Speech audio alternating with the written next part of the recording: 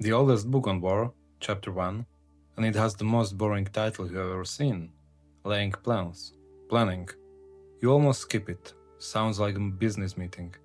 That's the trap. Because the title is a bad translation, and under it hides the hardest idea in the whole book. Look what the translators did with it. One wrote laying plans, one wrote estimates, others calculations or reckoning. 4 titles, all fighting one Chinese character, E. And E doesn't mean make a plan. It means to count, to measure, to weigh the thing before you move. Feel the difference. A plan is a wish with steps. Calculation is colder. It doesn't ask what you want to happen. It asks what the numbers say will happen. Whether you like the answer or not, this is not a chapter about planning. It's a chapter about counting. And there's a detail most readers walk straight past. An old commentator explains what the title really points to. Temple. In ancient China, before a campaign, they set aside the temple for the general, and before the first sword left its sheath, he sat there in silence and he counted. His forces, the enemy's forces, the ground, the weather, the discipline of his men. Not praying, not dreaming of glory, counting, like an accountant, not like a hero.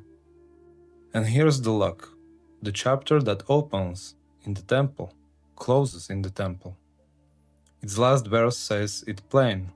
The general who wins makes many calculations before the fight, and one who loses makes few. That's not decoration, that's the whole book. Put first so you can't miss it. The battle is decided before it begins. The fighting only delivers a result that was already written. And you don't have to trust an ancient China on this. 1903, the race to build the first flying machine. The favorite had everything. Government money, famous name, the best engineers, reporters on the riverbank. He launched his machine in front of the cameras. It fell in the river. Twice.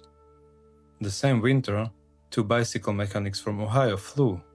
No grant, no name, just a wind tunnel they built themselves, and years of quiet measurements in workshop nobody visit. One had the resources, the others had the temple. The flight lasted 12 seconds. The victory was older than that. It happened in the workshop, long before the engine ever started. And it cuts the other way too. 100 years earlier, Napoleon, the best calculator in Europe, he counted what no one else could even see. Then, 1812, Russia, the largest army the world had known. And this time, he didn't finish the math. The distance, the winter, the enemy who kept retreating and refused to give him his battle. He knew how to count all of it. He just believed he no longer had to. 600,000 men marched in.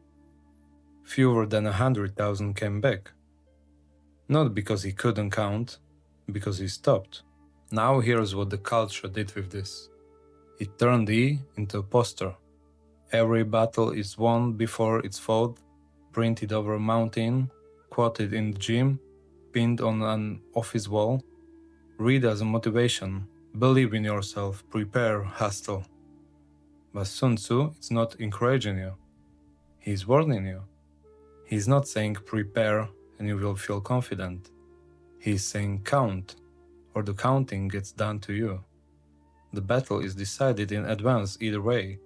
The only question is whether you were in the temple when it happened, or whether you left the math to the enemy, to chance, to the winter. Read as a poster, it flatters you. Read it right. It should make you a little cold. This is the chapter we walk into now, verse by verse. The temple, the 5 things a general must measure, the moment counting ends and deception begins. But before the first verse, hold this. Napoleon didn't fail to count Russia because he couldn't. He stopped because he believed. He no longer had to. Most of your defeats happen the same way, in silence, long before the fight, the moment you stop counting and start hoping.